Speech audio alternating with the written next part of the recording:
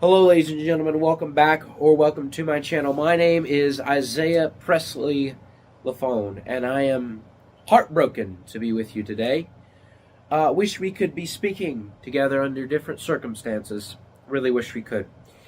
I am not dressed today in my suit, and the reason for that is this is a quite this is a video which I didn't want to have to make, but this is just happened today, so I have to talk about it. There was a shooting in Minnesota today. I do not remember quite where it was, but I know it was in Minnesota. I don't remember the city. A transgender individual opened fire on a Catholic school. It was either a church or school. I believe it was a school. I just want to make that clear in case I misspeak and someone tries to slander me in the comment section. But opened fire. I believe it was a Catholic school. Killed at least 2 school children from the last time I saw. Released the manifesto, quite disturbing stuff. And we know this person was a transgender. And the reaction from the liberal establishment, the liberal elites, the rulers of our day, has been one of contempt. They call... See, when Muslims get shot up, they call for an end to Islamophobia. When a gay nightclub gets shot up, they call for an end to homophobia. But when Christians die, they call for an end to gun control. Why is that? Because they hate you. Or call for gun control. Because they hate you. They hate you, and they hate the name of Jesus Christ. I wish that this video was not being made right now, but I have to say something. Because this situation is truly gut-wrenching and heartbreaking. Like I said, it was a transgender shooter, Catholic school. 2 children that I know of are dead. Again, more violence from the trans community towards the Christian community. And this is quite eerie. Very, very eerie. There was the Covenant school shooting a couple years ago. That was a Presbyterian school. Now it's a Catholic school. Again, transgender shooter. Look, these people are messed up in the head. Very much so. They are mentally ill people. Very mentally ill. And this is the product of a culture that looks at these mentally ill people, these disoriented people, these people who have problems, and they validate everything that they think. I have dysphoria. I think I am a girl. Oh, yes! And anyone who goes against this lunacy is the enemy.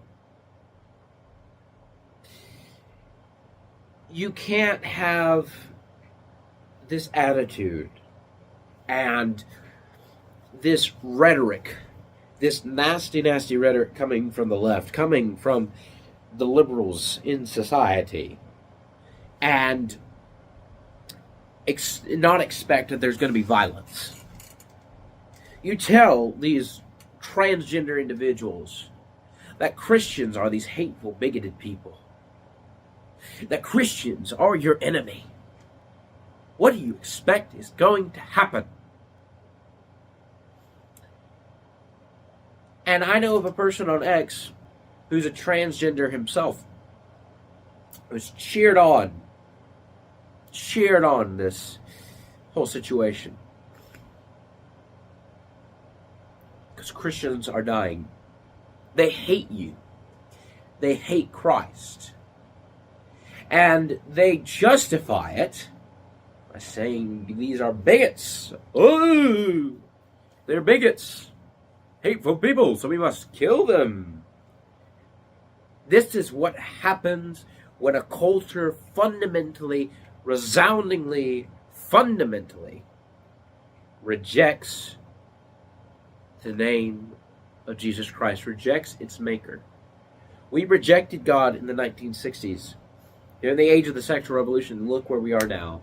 a decadent, depraved culture, a liberal establishment, a liberal order that has gotten us nowhere. And we have this trans people shooting up Christian schools, Christian institutions. And what do our leaders say? We need gun control. They defend the Muslim community when something goes wrong to them. They will defend any community that is not Christian. Why? Because Christianity fundamentally stands against liberalism. Christianity, they're right, Christianity is the intellectual nemesis, the antithesis of liberalism. Because liberalism teaches, in its purest form, that essentially, to hell with everything, do what you want. And if anyone tries to stop you, then you push them out of the way. Whether that be causing them to lose their job, canceling them online, wrecking their life, stalking them, harassing them, beating them, as we're seeing in Washington, D.C., or in the fundamental level, the peak, the apex, kill them. And those greedy liberal politicians in D.C. are just licking their chops and eating this up. Conservative politicians are eating this up too. You think half of the Republicans really care about you?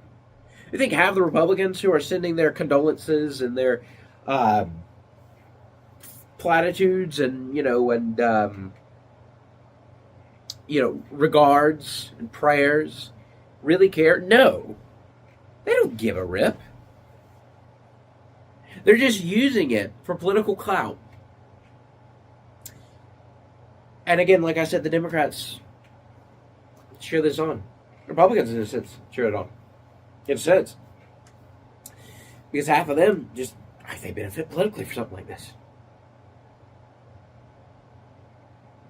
Now, we've had enough as Americans of this nonsense. We've had enough as Christians of this nonsense. You want to understand why Gen Z young men are so conservative. You want to understand why they're turning to Christianity. You want to understand why you can't control them and they've turned their back on the liberal order. It's because of stuff like this. And a reason that they've turned their back on, say, dispensationalism and some of these, let them walk all over you kind of ideologies within Christianity, the weakness of some of these ideologies, the reason they've turned on it is because what? What am I supposed to do? Just sit there and let them shoot me? Some of these ideologies would say, yes, it's great that Christians are being slaughtered. That's not. That's what God intended. The reason that Gen Z young men are becoming so conservative is because of stuff like this. This is the natural conclusion of liberalism. It's not just the intellectual enemy of Christianity. It is it becomes the violent enemy of Christianity. And I'm not saying as a Christian we should exchange violence with violence. What I'm saying is the order as it exists in the United States right now is fundamentally corrupt.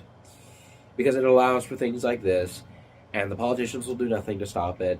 And within 2 years, everyone will forget. At least the important people will. And nothing will be done, and it'll happen again, and we'll go in the same cycle over and over again. Christian man, young Christian man, you know what I'm saying is true. Stand up. Do something. In fact, don't just do something. stamping.